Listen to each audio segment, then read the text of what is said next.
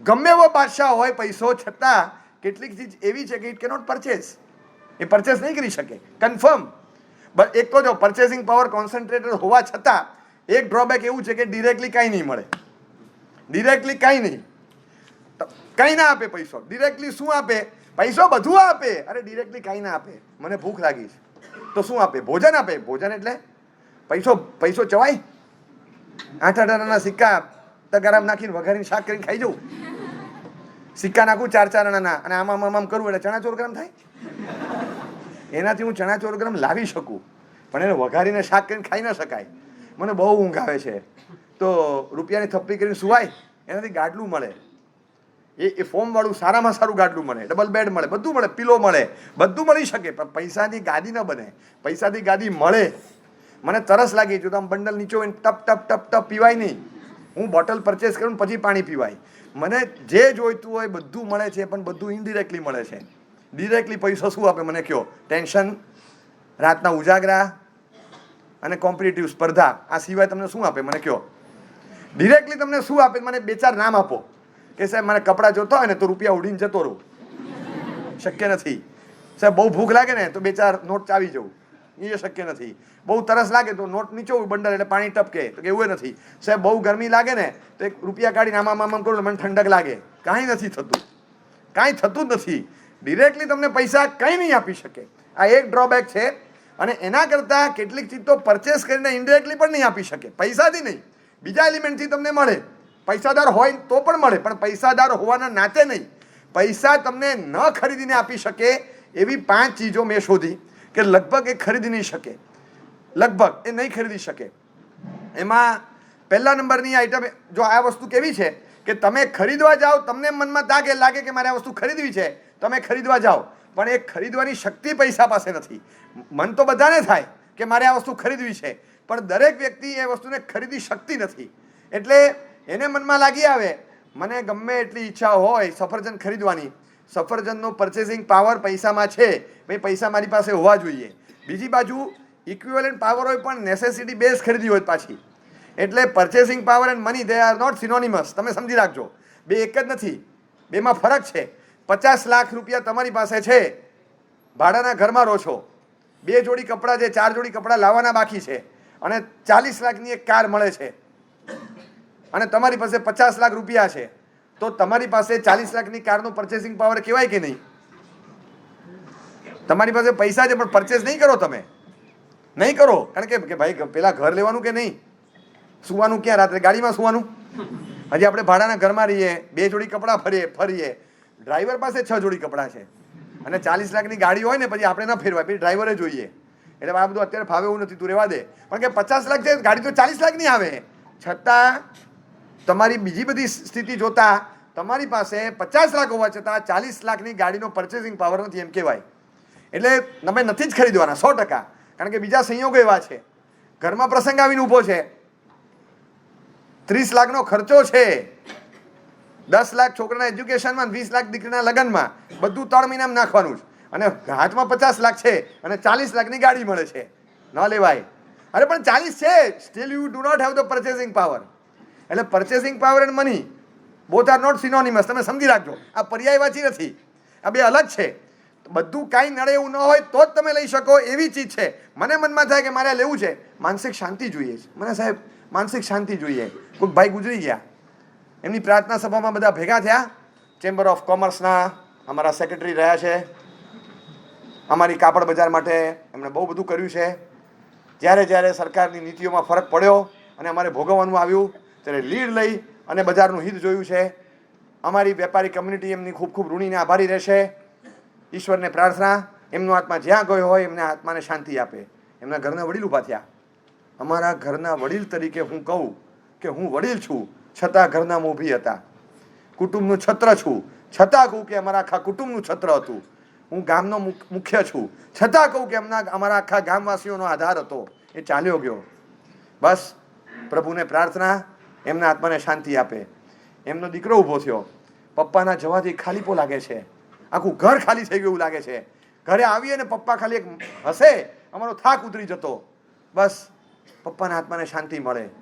બધા જુદું બોલે છે, પણ છેલ્લું વાક્ય કોમન, ઈશ્વર એમના આત્માને શાંતિ આપે. કોઈ નથી કહેતું ઈશ્વર એમના આત્માને ઓળી આપે, ઈશ્વર એમના આત્માને બંગલો આપે. એ બધું હતું, જે નહોતું એ આપવાની પ્રાર્થના હોય ને. શાંતિ નહોતી, બાકી તો બધું જ હતું, બધું હતું. તમે પૂછો કોઈને.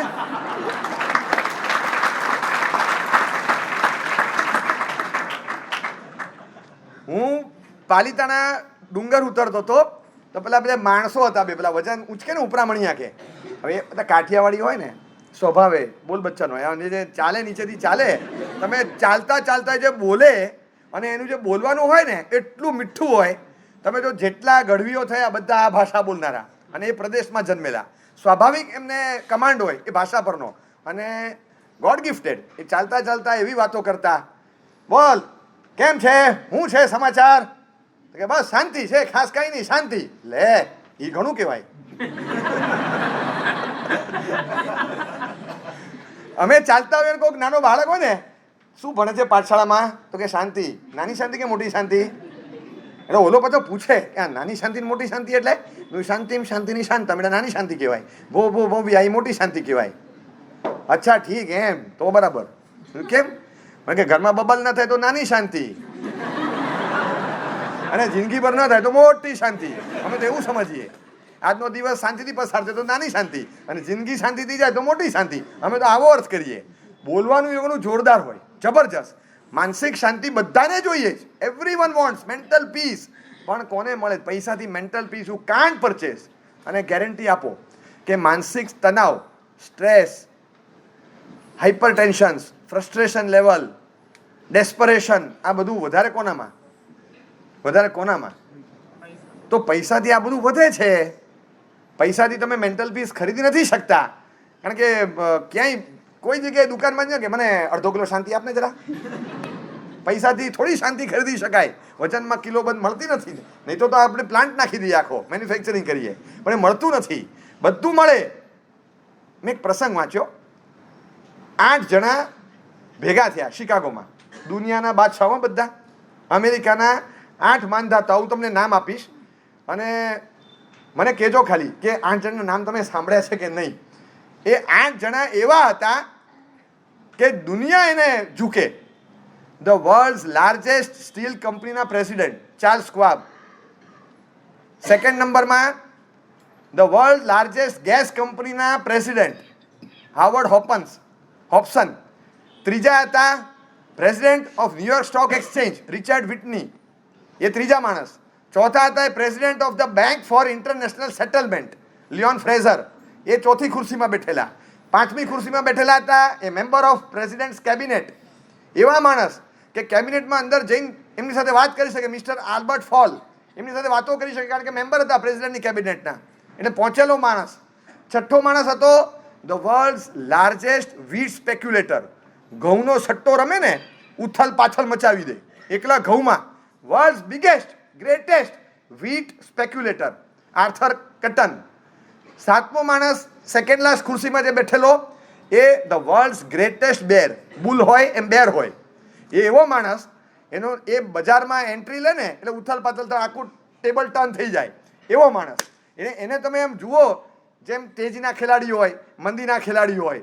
હવે આવા માણસો, એને એની માનસિકતા અલગ પ્રકારની. રૂપિયા તો જોઈએ જ, એને રૂપિયાની તેજી જોઈએ, બજારમાં મંદી જોઈએ. અલગ પ્રકારનો ખેલ કરતા આવડતો હોય. એટલે એ લોકો પોતાની રીતે કરતા હોય, પણ એમને ખબર હોય કે મારે શું કરવાનું છે. એટલે એ જેસી લિવરપૂલ, એ એવા વર્લ્ડ લાર્જેસ્ટ ગ્રેટેસ્ટ બેર. 8મો માણસ હતો, એ માણસ હેડ, એક તો બિગેસ્ટ મેચ કિંગ અને head of the international financial agencies, એવી મોટી ફાઇનાન્શિયલ એજન્સીસના હેડ ડિપાર્ટમેન્ટમાં હેડ રહેલા માણસ આઇવન ક્રુગર. હવે આ 8 માણસો એની ટોટલ સંપત્તિ ભેગી કરો તો શેષ આખા અમેરિકાની સંપત્તિ કરતાં વધતી હતી. આ 8નું ટોટલ સંપત્તિનું મૂલ્યાંકન આખા શેષ અમેરિકાના ટોટલ સંપત્તિના મૂલ્યાંકન કરતાં 8નું મૂલ્યાંકન વધતું હતું. હવે કેવા 8 માણસો બોલો. હું તમને આ વાત કરું છું, એક્ઝેક્ટલી 100 વર્ષ થાય છે આ ઘટનાને, એટલે આજે યાદ કરું. 1923ની શરૂઆતમાં ભેગા થયા એજવોટર બીચ શિકાગોમાં. આ 8માંથી હું જે નામ બોલી ગયો, એકે સાંભળેલા કે આમ કોઈ ક્યાં હજી ગયામાં મારા માસીનો દીકરો જ હતો, કેમ કંઈ યાદ આવે ખરું? એટલે આનો અર્થ તમે એ કરતા નહીં કે પૈસાવાળાના નામ બધા બોલે છે, બોલતા નહીં, જો ભૂલાઈ ગયા બધા. આ 8માંથી એકેના નામ યાદ નથી. વિવેકાનંદને ઓળખો? સાંભળ્યું છે? સાંભળ્યું છે? બરાબર. વર્ડસ્વોર્થને ઓળખો? વિલિયમ વર્ડસ્વોર્થ નામ સાંભળ્યું છે? ભલે ફોરેનનું છે પણ તમે સાંભળેલું છે ને, ઓથર છે, કવિ છે. એટલે ક્યાંક એવા જે એજ્યુકેશન લિટરેચર એમાં આવ્યા ને એના નામ તો હજી યાદ રહે, પણ આ માણસના નામ ભૂલાઈ ગયા. આ 8 માણસોની સંપત્તિ એવી હતી અને આખી global economy plus specially American economy પર સ્પેશિયલ ચર્ચા સત્ર હતું અને 3 કલાકની એક જબરજસ્ત મિટિંગ હતી. એટલે 8 જણા ભેગા થયેલા. વર્લ્ડ લાર્જેસ્ટ ગેસ કંપનીના માલિક, વર્લ્ડ લાર્જેસ્ટ સ્ટીલ કંપનીના માલિક, president of New York stock exchange, president of the bank for international settlements ને આવા બધા માણસો ભેગા થાય, શું ચર્ચા ચાલે. 1923માં થયું. What was the position in 1948? Exactly 25 વર્ષ પછી 1948માં આ 8માંથી એક માણસ જેલમાં હતો, 2 માણસ ઇન્સેનિટી મેન્ટલી રિટાર્ડેડ હતા, 2 માણસો ઇન્સોલ્વન્ટ હતા, દેવાદાર બનેલા હતા અને 4 માણસોએ સુસાઇડ કરેલો, 3 માણસોએ સુસાઇડ કરેલો હતો. બધા પતી ગયા હતા. આ 1948ની વાત. હવે વિચાર કરો ખાલી, સિક્રેટ્સ ઓફ મની આ લોકોથી કોઈ છાની ચીજ નહોતી. કઈ રીતે રૂપિયા બનાવવા હવે દુનિયા શીખે તો આમની પાસેથી શીખે, પણ એમને જિંદગી કઈ રીતે જીવી કશું આવડતું નહોતું. 8 જણની દશા જો તમે, શું દશા થઈ? કોઈ માણસ કહેતો ખરું કે મેન્ટલ પીસ ક્યાંથી મળે? હા સાહેબ, અમે આ બધા દ્રષ્ટાંતો આમ શોધતા હોય પણ અમને કોઈ દિવસ મળતા નથી. તમને આવા દ્રષ્ટાંત ક્યાંથી મળે? આ દ્રષ્ટાંત તમે કદાચ શોધતા હતા તો શેના માટે શોધતા હતા? એ લોકો ભેગા થઈને કરે છે શું? હા ઠીક, નહીં તો મેં કીધું, હા તો ઠીક, મેં કીધું કદાચ તમે પાછું બિલિયનરના થોટમાં હો ને એટલે શોધતા હોય તો વાંધો નહીં. જો હું તમને કહું કે કઈ રીતે મળે, તમને જોતું હોય ને તો you can get the riches from the rags. પસ્તી થપ્પી પડે છે, સડેલી ભંગાર પત્રની થપ્પીઓ, એવામાંથી મને આ વસ્તુ મળેલી જાણવા. આ એકચ્યુઅલમાં શું છે ખબર છે? 1923નો સાચો બનેલો પ્રસંગ છે. 48માં એનું સંશોધન થયું કે એ વખતે જે ભેગા થયા હતા એની આ દશા થઈ, કોકે બહાર પાડ્યું. એ પછી બીજા 25 વર્ષ થયા 73માં. એ વખતે ન્યુયોર્કનું યરલી ગ્રીટિંગ કાર્ડ બહાર પડ્યું અને ગ્રીટિંગ કાર્ડ સાથે બધાને 25 વર્ષ પહેલાં જે લોકોની આ દશા હતી એની 25 વર્ષ પછી આ દશા થઈ અને એના 25 વર્ષ પછી અમે તમને જણાવીએ છીએ કે પૈસા અહીંયા લઈ જાય છે. આવું ન્યુયોર્કના ન્યૂ યર ગ્રીટિંગ કાર્ડની સાથે એનેક્સ્ટર તરીકે એક કાગળિયું જોડેલું હતું. એ કાગળિયું મારા હાથમાં આવ્યું અને એ હું વાંચીને બોલું છું આજે. હા એમને પડેલું હતું ક્યાંક, તો મારા હાથમાં આવ્યું. તમે જોતું હોય તો ઉપર મારી પાસે અહીંયા જ પડ્યું છે, હું લઈને આવ્યો હતો આજે, કારણ કે 8ના મારે પાકા કરવાના હતા. ઓલા ઋષભ તો વચિત ના નથી.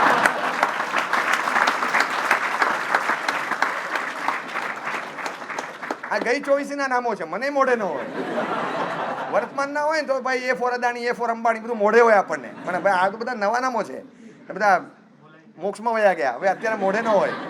પણ અત્યારે તોય આપણે આશ્ચર્ય લાગે કે પૈસાથી માનસિક શાંતિ ખરીદી શકાય, ખરીદી શકાય.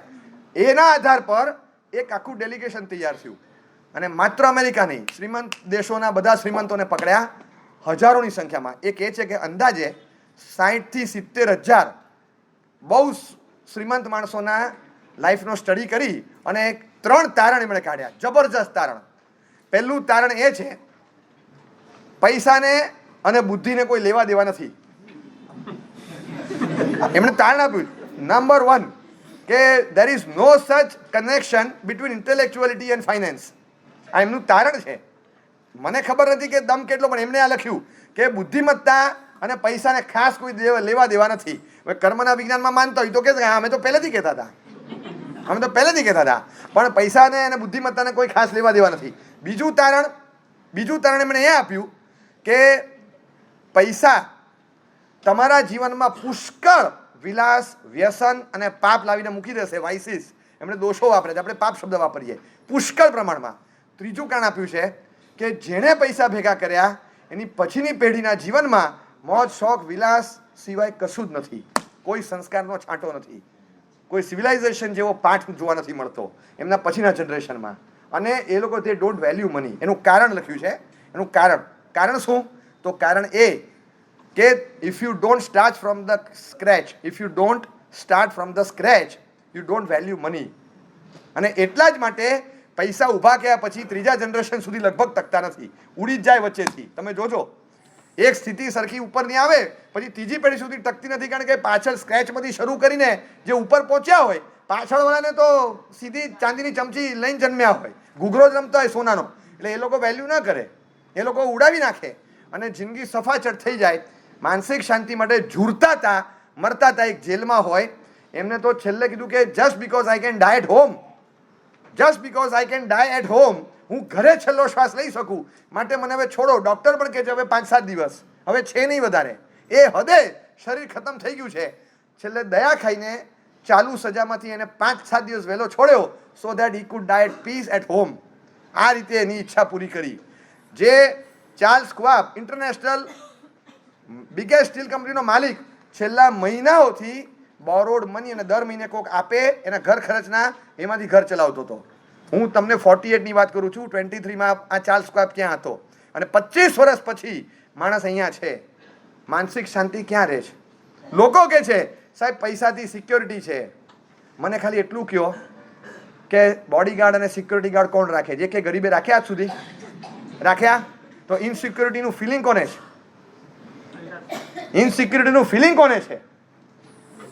તમે કઈ રીતે મને સમજાવો કે સાહેબ પૈસાથી સિક્યોરિટી છે? હું રિવર્સ કહું, પૈસાથી ઇનસિક્યોરિટી ફિલિંગ છે. મને જવાબ આપો. એક પણ ગરીબ માણસ બતાવો કે જે બોડીગાર્ડ લઈને ફરતો હોય. કેમ નથી ફરતો? હા સાહેબ, એવું છે કે પૈસા જેની પાસે હોય ને એને જ આગળ બોલાવવામાં આવે છે, એની જ પૈસા હોય તો તમને કહેશે આગળ આવીને બેસો, પૈસા ન હોય તો એમ કહેશે કે ઉપર આવીને બેસો.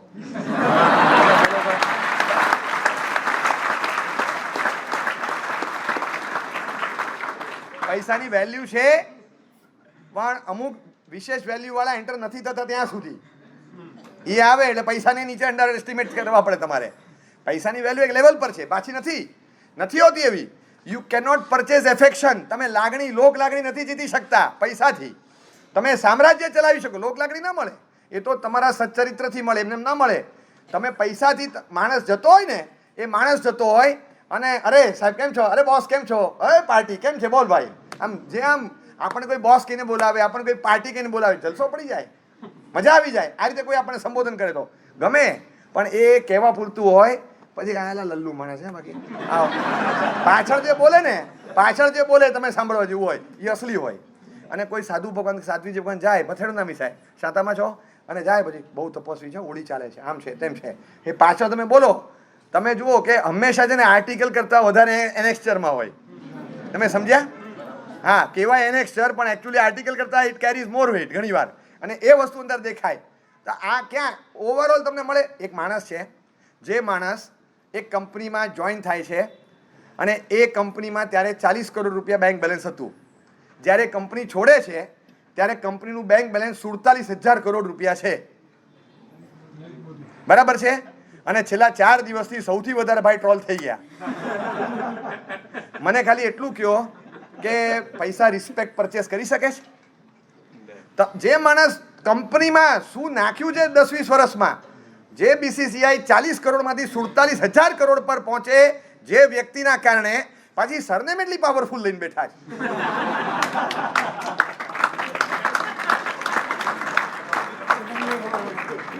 તમે ગમે તે સરનામું પાવરફુલ હોય, સરનેમ પાવરફુલ હોય, પણ તમારા કેરેક્ટર નબળા હોય, you cannot purchase respect just because of money. પૈસા રિસ્પેક્ટ પરચેઝ નહીં કરી શકે.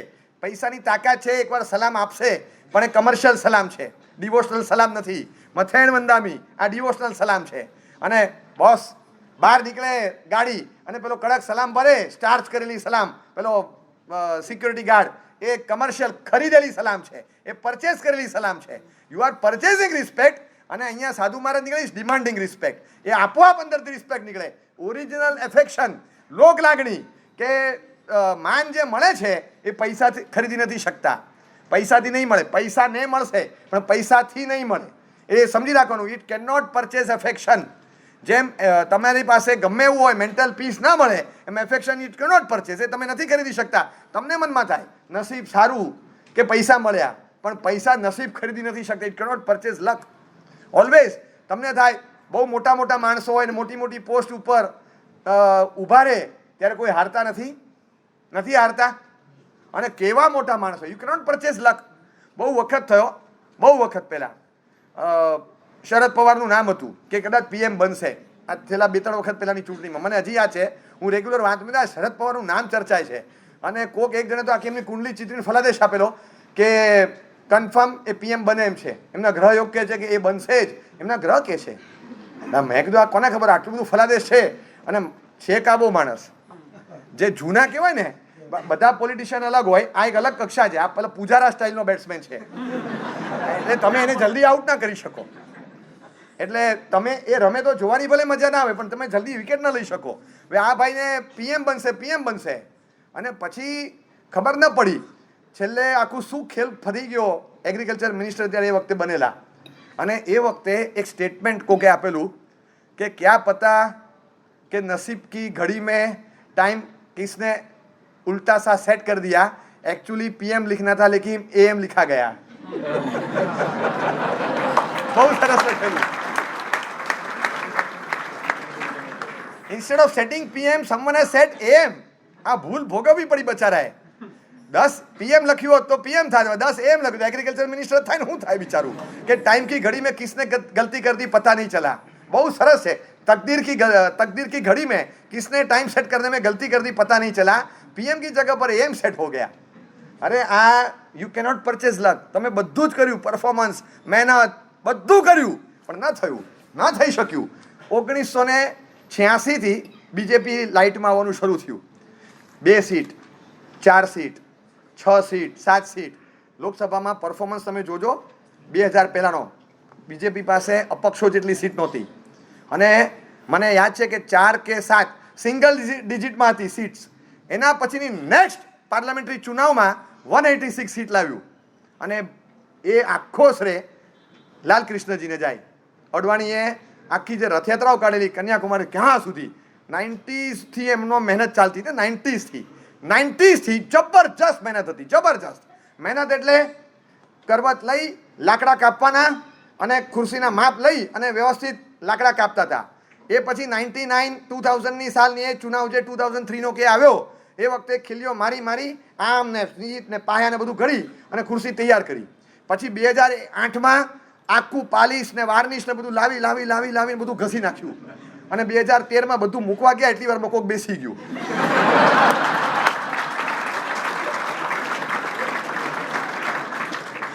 You cannot purchase luck. It is all about luck. તમે કાંઈ નથી કરી શકતા. તમને થાય કે મેં 12 साल से मेहनत कर रहा हूँ, तो हाँ वो हमारे लिए ही थी, हमारे लिए थी साहब, हमारे लिए थी जनाब. તમે મહેનત કરો છો પણ કોના માટે કરો છો આપણે ક્યાં કોના માટે ખબર છે. યુ કેનોટ પરચેસ લક. નસીબ તમારું હોય તો જ ફળે. તમારી બધી, એનો મતલબ એ નથી કે મહેનત નહીં કરવી, મહેનત કરવાની. મહેનત કરો ત્યારે એમ સમજીને કરવાની કે બધું મહેનતથી જ મળશે. ફળ એ રીતે સ્વીકારવાનું કે મહેનતથી કશું નથી મળવાનું, જે મળે એ સ્વીકારવાનું. ફળ મળે ત્યારે બધું ઉપરવાળાના હાથમાં છે એમ સમજીને સ્વીકારવાનું, પણ મહેનત એ રીતે કરવાની કે બધું નીચેવાળાના હાથમાં છે એમ સમજીને કરવાની. એટલે આ રીતે ધ્યેય જુદો રાખવાનો. પણ છતાં યુ કેનોટ, પૈસાથી તમે નસીબ ખરીદી નથી શકતા. જો નસીબ ખરીદી શકતા હો તો ઇન્દિરા ગાંધીની હત્યા ન થાય, રાજીવ ગાંધીની હત્યા ન થાય, એસેસિનેશન શક્ય જ નથી ને. જે સિક્યોરિટી પાછળ એટલો ખર્ચો કરે છે કે તમારા દીકરાના લગ્ન કરતાં વધારે એમનો મહિનાનો સિક્યુરિટીનો ખર્ચો છે, રોજનો. એના રોજના સિક્યુરિટી ખર્ચામાં તમારા દીકરાના લગ્ન થઈ જાય એટલો તો રોજનો પર ડે સિક્યુરિટી ખર્ચો છે.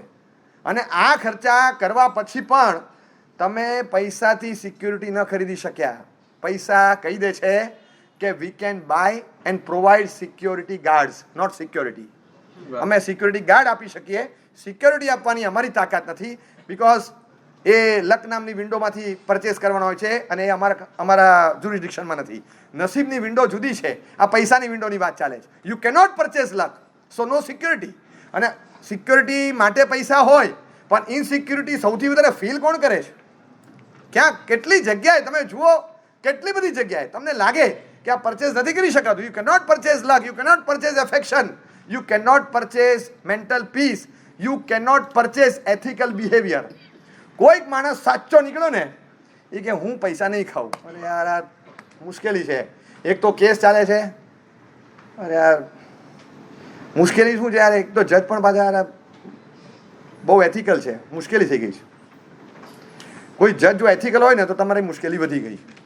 એટલે એનો મતલબ શું થયો? તમે પૈસાની તાકાત પર મુસ્તાક હતા કે હું બધું કરી શકીશ, પણ એક માણસ if he behaves ethically you cannot purchase. પછી અબજો રૂપિયાની તાકાત નથી કે સિદ્ધાંતમાં એને આમ તેમ કરી શકે, તમે નથી કરી શકતા.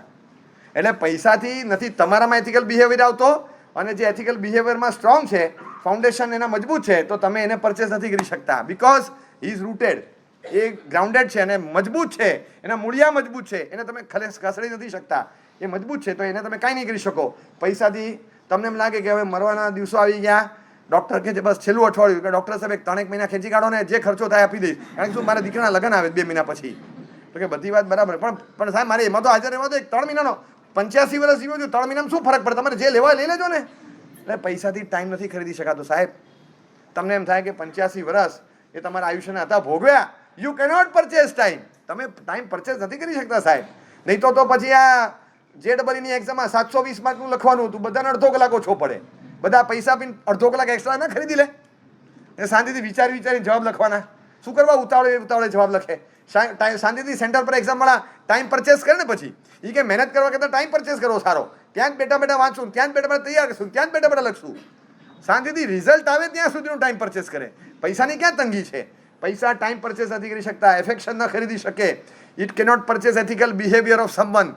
નડી જાય માણસ તો કરોડો રૂપિયા બાકા એના નકામા થાય. You cannot purchase affection and you cannot buy mental peace. આ 5 વસ્તુ એવી છે કે પૈસાના કોરિડોરની બહાર છે, તમે ખરીદી નથી શકતા. આ વીકનેસ છે પૈસાની, જે આપણને એમ લાગે પૈસાથી બધું થાય. આ પૈસાથી ન થાય એવી વાતો કીધી મેં, અને મને કહો કે થાય હોય તો બતાવો ક્યાં થાય છે. પૈસાથી શું ન થાય પૈસાથી, મેં તમને 5 વસ્તુ બતાવી, અને બહુ અગત્યની છે, આપણી જિંદગી સાથે સંકળાયેલી. કોઈક વાર 5 મિનિટ બહુ કિંમતી હોય, બહુ કિંમતી. પૈસા ખરીદી નથી શકતા. વી ફોલ શોર્ટ કે પૈસાથી 5 મિનિટ ન ખરીદી શકું. હા ગુરુદેવ, ઘણી વખત એવું થતું હોય છે કે લોકોનું કામ ઝડપથી થઈ જાય પૈસાથી, એ જોઈને આપણું માઇન્ડસેટ સીધું નથી રહી શકતું. આપણે ખુદ એવું વિચારીએ કે ભાઈ આપણે બી આપીને કેમ ના કાઢવી લઈએ. હવે હું તમને છે ને, આ તો મને એક્સપેક્ટેડ સવાલ છે, હું હજી તમને કહું કે એક જ બાજુના દાખલા શું કામ જુઓ છો? કેટલાક લોકો પૈસાથી, એટલે આમ તો ભ્રષ્ટાચારથી, પૈસાથી ફટાફટ કામ કઢાવી લે છે. એટલે અમને પણ એમ થાય છે કે અમે આવો રસ્તો કેમ ન લઈએ. હવે આવા ઊંધા ચત્તા રસ્તા લેનારા પાછળથી હેરાન થાય છે એવા ઘણા દાખલા જોયા, તો એને નજરમાં રાખો અને નક્કી કરો કે આવા ઊંધા ચત્તા રસ્તા નહીં લેવા. તમે જે લોકો કામ કઢાવી લે છે એ થાય છે, પણ કામ કઢાવી લીધું કે ન લીધું, પછી પાછળથી શું થયું તો જુઓ. એ પછી જુઓ તમે. એક વખત તો કામ કઢાવી લીધું, એ આજે આપણા લલિતભાઈની વાત કરી, નીરવભાઈ છે બીજા, ખબર છે? એક વખત તો કામ કઢાવી લીધેલું ને, એક વખત તો કામ નહોતું કઢાવી લીધું. 2 ગીતાંજલિ બહુ પ્રસિદ્ધ હતા, એક આમનું ને કે પેલા રવિન્દ્રનાથ ટાગોરનું, બરાબર છે? તો હવે આટલું પ્રસિદ્ધ નામ, એક વખત તો કામ કઢાવી લીધું, તો હવે ભાઈ આવો ને તમારા માદરે વતનમાં તો આવો. તો કે ના, હું ફોરેનમાં જ બરાબર છું. કેમ નથી આવતા અહીંયા?